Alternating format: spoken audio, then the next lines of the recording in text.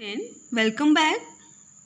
Today we are here with fourth part of Ras, and in this part we will learn about Karun Ras and Veer Ras. Okay, now let's begin your class.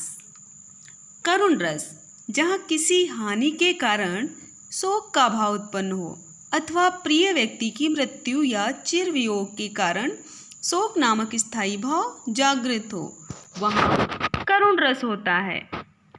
अर्थात जब आपके किसी प्रिय व्यक्ति की मृत्यु हो जाए या वो हमेशा के लिए किसी से अलग हो जाए, ऐसी स्थिति में या फिर दयनीयता, दरिद्रता, अत्यधिक गरीबी, धन संपत्ति खो जाने पर जब मन में दुख और पीड़ा के कारण शोक का भाव जागता है, तब करुण रस की उत्पत्ति होती है। राइट, उदाहरण से समझेंगे। राम राम कही राम कही, राम राम कही राम, तनु परिहरि रघुबर विरह, राव गयो सुधराय। अर्थात जब राम का वनवास हो जाता है और वो हमेशा के लिए दशरथ से दूर चले जाते हैं, तो राम के वियोग में दशरथ दुखी होकर अपने प्राण त्याग देते हैं। इसलिए यहाँ शोक का भाव उत्पन्न होता है और शोक का भाव होने के कारण यहाँ करुण रस है। करुण रस के लक्षण या अवयव: स्थायी भाव शोक, विभाव, जैसे कि हम फर्स्ट पार्ट में समझ चुके हैं, रस के 4 अंग होते हैं और ये चारों अंग मिलकर ही रस की उत्पत्ति करते हैं। तो विभाव, व्यक्ति जिससे वियोग हुआ हो, खोया ऐश्वर्य, धन आदि, ये सभी आलंबन का कार्य करते हैं जो भाव को जागृत करते हैं। उद्दीपन, प्रिय व्यक्ति, वस्तु की स्मृतियाँ, वस्तु में गुण, कथन आदि जो भाव को और तीव्र करते हैं। अनुभाव, रोना, जमीन पर गिरना, प्रलाप करना, आंसू बहाना, छटपटाना आदि, ये हमारे हाव भाव होते हैं। ठीक है, जिस तरह का व्यवहार हम करते हैं। संचारी भाव, निर्वेद, जड़ता, मोह, ग्लानि, चिंता, स्मृति, विसार, घृणा आदि। तो guys, I hope you understood करुण रस। नाउ वीर रस, जहाँ उत्साह युक्त वीरता और पराक्रम के कार्यों का वर्णन किया जाए, वहाँ वीर रस होता है। वीर रस का स्थायी भाव उत्साह होता है, क्योंकि वीरता के कार्यों के लिए उत्साह की आवश्यकता है। उदाहरण से समझते हैं।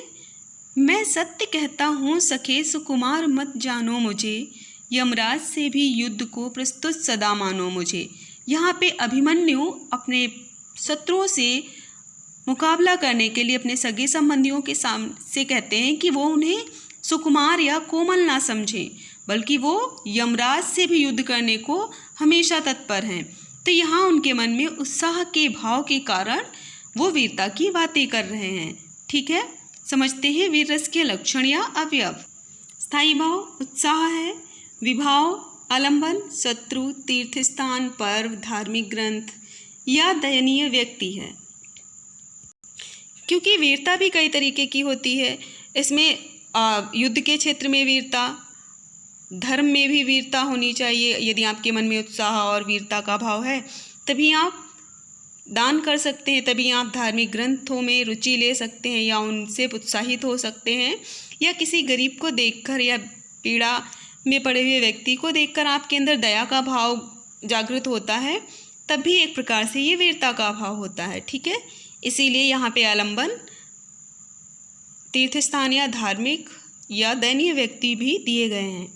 उद्दीपन, शत्रु का पराक्रम, धार्मिक इतिहास, अन्य व्यक्ति, अवस्था, अर्थात कोई व्यक्ति जिसकी अवस्था देखकर आपका भाव तीव्र होता है।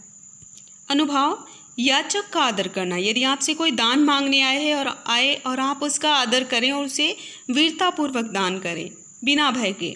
धर्म के लिए कष्ट सहना भी वीरता है।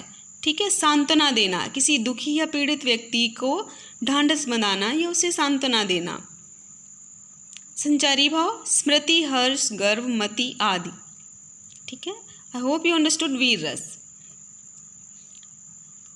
Now homework. निम्न पंक्तियों में रस पहचान कर लिखें।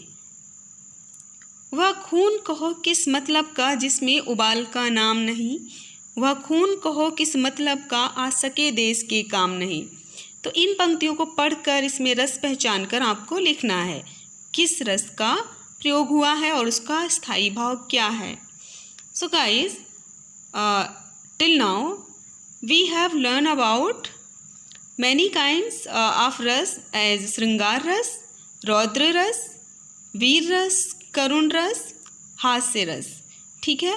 तो I hope you understood all these kinds, and within this video I will send one assessment also.